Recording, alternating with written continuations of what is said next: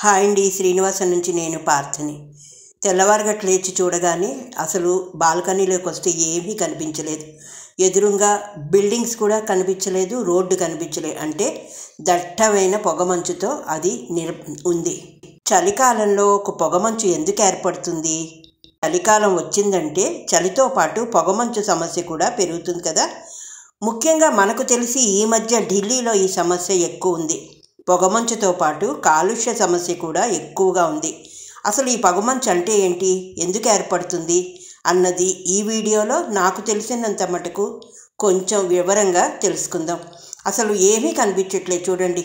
బాల్కనీలోంచి నేను తీస్తున్నాను వీడియో. అసలు ఎదురు బిల్డింగ్సే చాలా మటుకు కనిపించట్లే. అప్పటికే 6:30 అయింది.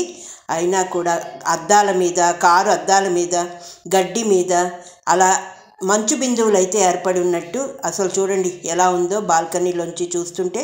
ఈ పొగమంచు కారణంగా హైవేపై వాహనాల వేగం తగ్గిపోతుంది. అలాగే పొగమంచు కారణంగా ప్రమాదాలు కూడా జరుగుతుంటాయి. రైళ్లు, విమానాలకు కూడా అంతరాయం ఏర్పడుతుంది. ఈ పొగమంచు కారణంగా ఇవన్నీ కూడా ఆలస్యంగా నడవడం. శీతాకాలంలో పొగమంచు కమ్ముకోవడం ఎందుకని ఎప్పుడైనా ఆలోచించారా? ఇందుకు కారణాలు ఏంటో మరి తెలుసుకుందాం మనం. ఈ పొగమంచు అనేది ఒక రకమైన నీటి ఆవిరి. పొగమంచు సాధారణంగా చలికాలంలో ఏర్పడుతుంది. రాత్రి ఉష్ణోగ్రత బాగా తక్కువగా ఉండే రోజుల్లో ఈ పరిస్థితిని ఎక్కువగా మనం గమనిస్తాం. గాలిలో నైట్రోజను, ఆక్సిజను తదితర వాయువులతో పాటు నీటి ఆవిరి కూడా ఉంటుంది. దీనినే తేమ లేదా ఆర్ద్రత అంటారు. ఈ తేమ ఎంత ఉంటుందన్న విషయం గాలి పీడనము, ఉష్ణోగ్రతను బట్టి ఉంటుంది. గాలి ఉష్ణోగ్రత ఎక్కువగా ఉంటే తేమ శాతం ఎక్కువ ఉంటుంది. ఉష్ణోగ్రత తక్కువగా ఉంటే తేమ శాతం తక్కువగా ఉంటుంది. గాలిలో ఉష్ణోగ్రత బాగా తగ్గిపోయింది అనుకుందాం. అంతవరకు గాలిలో ఎక్కువగా ఉన్న తేమ సూక్ష్మ బిందువుల రూపంలో ఘనీభవిస్తుంది. అదే పొగమంచు అంటారు. ఈ సూక్ష్మ బిందువులపై పడే కాంతి వివర్తనం చెంది అన్ని వైపులకు ప్రసరిస్తుంది. అందువల్ల అన్నీ కలిసి పొగలాగా కనిపిస్తాయి. ఇలాంటి పరిస్థితులు సాధారణంగా చలికాలంలోనే ఏర్పడతాయి. చూడండి, చుట్టుపక్కల ఏమీ కనిపించట్లేదు. మొత్తం పొగమంచు ఆవరించుకొని ఉంది.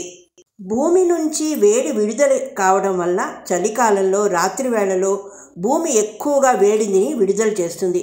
అలా వెలువడిన వేడి వాతావరణం పై పొరల్లోకి చేరుకోవడంతో భూమికి దగ్గరగా ఉండే పొరల్లో ఉష్ణోగ్రత చాలా వరకు తగ్గిపోతుంది. అప్పుడు భూమిపై ఉన్న గాలిలోని నీటి ఆవిరి చల్లబడి ఘనీభవించి చిన్న నీటి బిందువులు ఏర్పడతాయి. అవి భూమి ఉపరితలంపై ఉన్న దుమ్ము, ధూళి వంటి అతి చిన్న కణాలను ఆవరించే గాలిలో తేలియాడడం వల్ల పొగమంచు ఏర్పడుతుంది. భూమికి దగ్గరగా ఒక తెరలాగా ఏర్పడడంతో పొగమంచు అవతల వైపు ఉన్న వస్తువులను మనం సరిగా చూడలేము. చలికాలంలో భూమి ఎక్కువగా చల్లబడడం వల్ల నీటి ఆవిరితో కూడిన గాలి నేలపై ఉన్న చల్లటి వస్తువులను, చెట్ల ఆకులను, పూలను, పచ్చని గడ్డి పరకలను తాకడంతో వాటిపై ఈ నీటి ఆవిరిగా ఘనీభవిస్తుంది. అదే ముత్యాల్లాగా మెరిసే మంచు బిందువులు. వర్షము బిందువుల్లాగా మంచు బిందువులు ఆకాశం నుంచి కురవు. అయితే గాలిలోని నీటి ఆవిరి మొత్తాన్ని తేమ అంటారు. నీటి బిందువులు ఘనీభవించడము లేదా వాయువు నుండి ద్రవముగా మారటము ప్రారంభిస్తాయి. ఇది దట్టమైన పొగమంచులా కనిపిస్తుంది. దీనినే మనం పొగమంచు అంటున్నాం. అసలు ఈ పొగమంచు ఎలా ఏర్పడుతుంది అంటే, గాలి ఉష్ణోగ్రత మంచు బిందువు మధ్య వ్యత్యాసము 2.5 డిగ్రీ సెల్సియస్ కంటే తక్కువ ఉన్నప్పుడు ఈ పొగమంచు ఏర్పడుతుంది. మన చుట్టూ ఉన్న గాలిలో నీటి ఆవిరి ఉంటుంది. దానిని మనం తేమ అని పిలుస్తాం. శీతాకాలంలో భూమి ఉపరితలం దగ్గర ఉన్న వెచ్చని గాలిలో ఉన్న నీటి ఆవిరి పైన ఉన్న చల్లని గాలి పొరలతో కలవటం ద్వారా ఘనీభవిస్తుంది.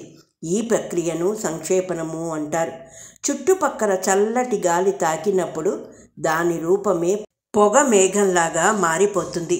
ఇదే పొగమంచు అని ఏర్పడుతుంది. తెలుసుకున్నారు కదా, చలికాలంలో పొగమంచు ఎందుకు ఏర్పడుతుంది, కారణం ఏంటి అన్నది. ఉదయాన్నే పడే ఈ మంచు బిందువులు అమృతపు చుక్కలు. వాటి వల్ల కూడా చాలా ప్రయోజనాలు ఉన్నాయి. మంచు బిందువులను చూడడం వల్ల మన మనసుకు ఎంతో ఉల్లాసంగా ఉంటుంది. మనలో చాలా మందికి ప్రకృతిలో సమయం గడిపేందుకు సమయం దొరకట్లేదు. ఈ బిజీ వాతావరణంలో చూడడానికి నీటి బిందువులు చూసేందుకు చిన్నగా కనిపించిన ఆరోగ్యానికి చాలా ప్రయోజనాలు చేస్తాయి. పూట కురిసే ఈ మంచు బిందువుల్లో ఆక్సిజన్ లెవెల్స్ ఎక్కువ ఉంటాయి. చర్మ రక్షణకు సహాయపడుతుంది. ఈ పొగమంచు ఆరోగ్య ప్రయోజనాలే కాదు, శ్వాస సంబంధిత అనారోగ్యాలు కూడా కలుగచేస్తుందండి. అందుకే ఢిల్లీ వంటి మహానగరంలో స్కూళ్లకు సెలవులు ఇచ్చారు. అలాగే బిల్డింగ్ కన్స్ట్రక్షన్ ఆపేశారు. శ్వాసకోశ సంబంధిత వ్యాధులతో ఢిల్లీ నగర ప్రజలు చాలా ఇబ్బంది పడ్డారు. పొగమంచు అంతటి దాకా దారితీస్తుంది. రహదారి మీద కనిపించక కార్లు గుద్దుకొని యాక్సిడెంట్లు కూడా అయ్యాయి. నాకు తెలిసి పొగమంచు గురించి సమాచారాన్ని మీ ముందు ఉంచాను. నచ్చిందా? లైక్ చేసి, షేర్ చేసి, సబ్స్క్రైబ్ చేసుకోండి. మరొక కొత్త ఇన్ఫర్మేషన్తో మళ్ళీ మీ ముందుకు వస్తాను. అంతవరకు సెలవు, మీ పార్థ.